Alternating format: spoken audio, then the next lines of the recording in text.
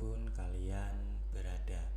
Semoga teman-teman selalu dalam keadaan yang sehat dan selalu dimudahkan dalam mencari rezeki. Berjumpa kembali dengan channel Ruang Imajinasi, channel yang berisikan tentang konten cerita romantis yang diberi latar belakang berupa video pemandangan alam. Pada kali ini di hari Sabtu tanggal 11 Oktober tahun 2025. Kali ini saya menghadirkan sebuah kisah terbaru ya teman-teman. Dan untuk kisah kali ini mengisahkan tentang seorang pemuda yang bernama Denny. Ia ini berusia 23 tahun. Dan ia adalah seorang yatim piatu dengan adik perempuan.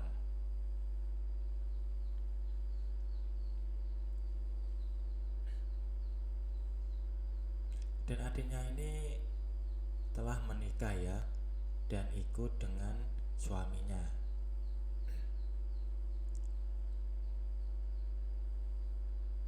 Dan setelah itu Denny memutuskan untuk menghidupi kebutuhannya.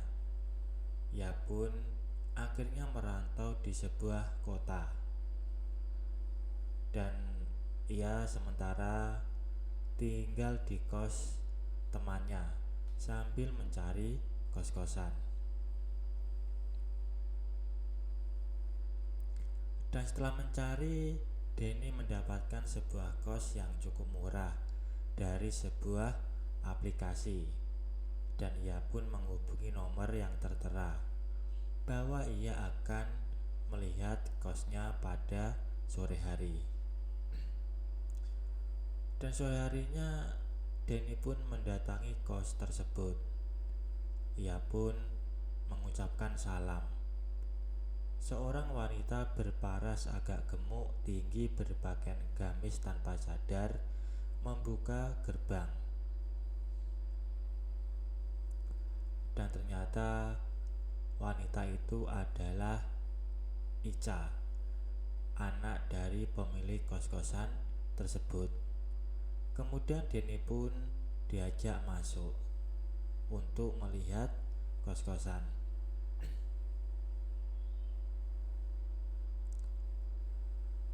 Dengan kondisi kos berada di lantai 2 yang tidak terlalu besar dengan 4 kamar. Ruang kamar 2x3 meter dengan kasur, lemari, dan kipas. Dan ada 2 kamar mandi luar.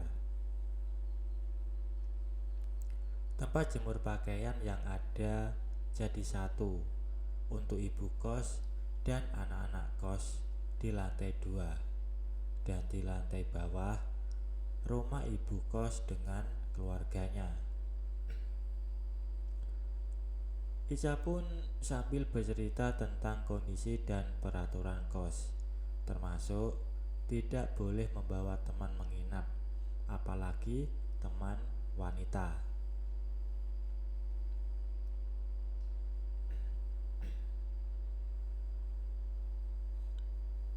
Denny pun memutuskan untuk mengambil kosnya tersebut, dan ia bakal balik besok sekalian membawa uang kosnya.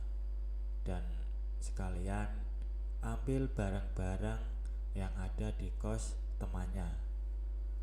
Denny dapat kamar ujung dekat kamar mandi karena hanya kamar itu saja yang kosong.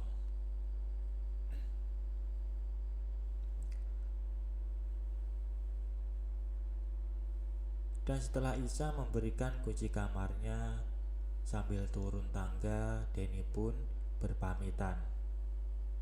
Dan keesokan harinya sampailah Denny di kosan pukul 9 pagi. Ia pun mengucapkan salam. Tanpa ada yang menjawab, Denny pun langsung masuk gerbang dan naik tangga ke lantai 2. Saat ia berada di tangga, ada sosok perempuan dengan kacamatanya berwajah putih namun terlihat lebih tua dari Ica, dengan pakaian full gamis, memanggil dari bawah. Perempuan itu melarang Denny untuk naik dulu karena lantainya masih basah, baru selesai dipel. Dan ternyata perempuan itu bernama Hana. Ia adalah pemilik dari kos-kosan tersebut.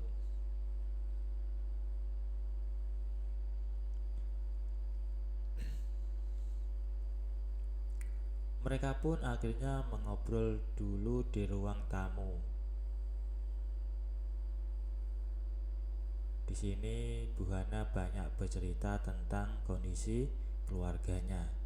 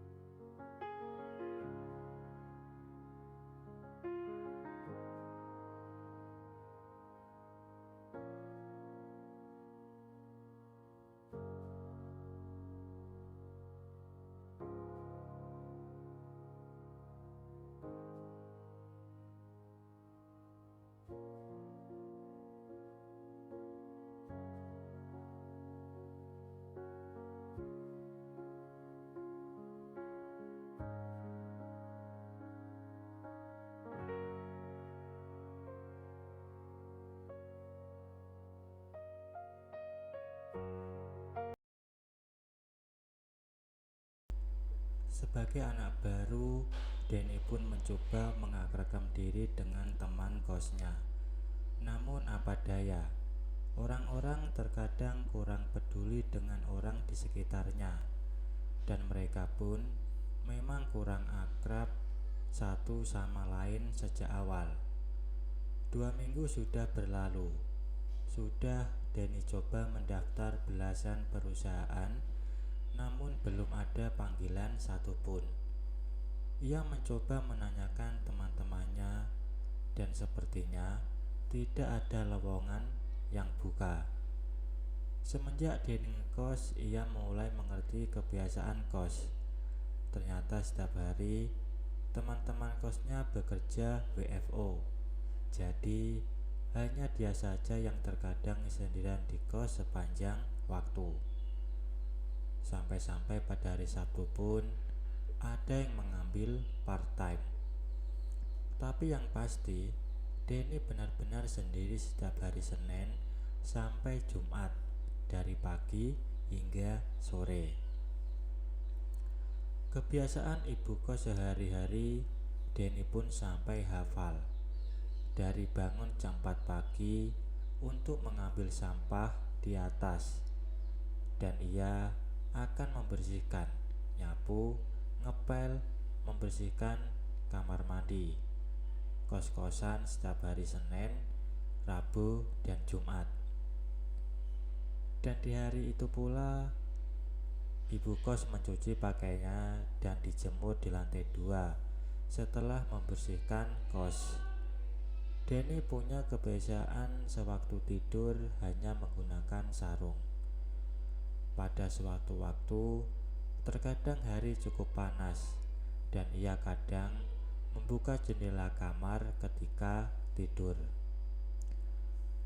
Suatu ketika saat Denny di hari pagi ia dikagetkan suara seseorang teriak, disusul suara orang jatuh, dan sapu juga terjatuh di lantai. Denny pun langsung kaget dengan kondisi adiknya yang sudah bangun. Saat ia buka pintu, benar saja, ternyata ibu kos jatuh terduduk tepat di depan jendela kamar. Dengan kondisi Denny yang masih pusing karena bangun tidur, ia pun membantu Bu Hana untuk beranjak dan mendudukannya di sebuah kursi yang ada di depan kamar itu. Di umurnya yang sudah kepala 4 dan memiliki cucu, wajah ibu kos terlihat masih seumur 20 tahunan. Mungkin karena perawatan.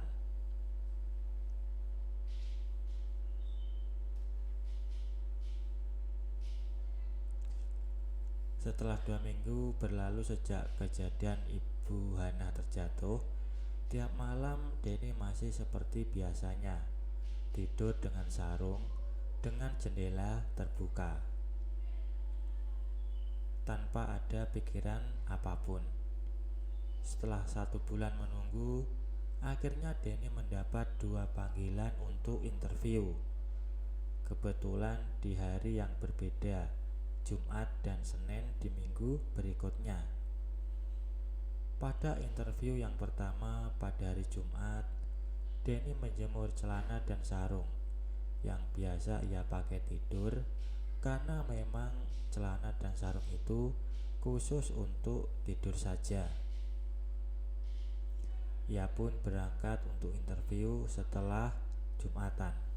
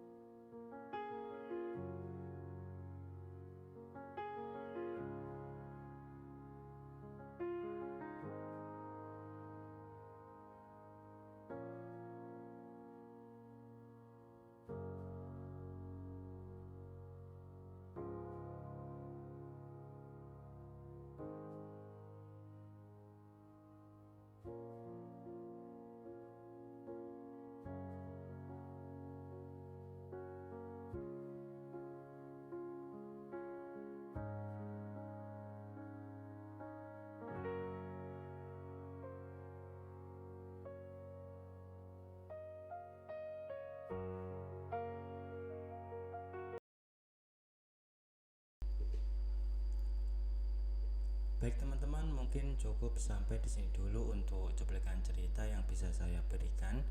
Kalau ada salah penulisan maupun perkataan, saya minta maaf yang sebesar-besarnya. Semoga teman-teman dapat terhibur dengan cerita yang kali ini saya sajikan, dan nantikan cerita lainnya hanya di lain kesempatan. Saya ucapkan selamat beraktivitas dan terima kasih.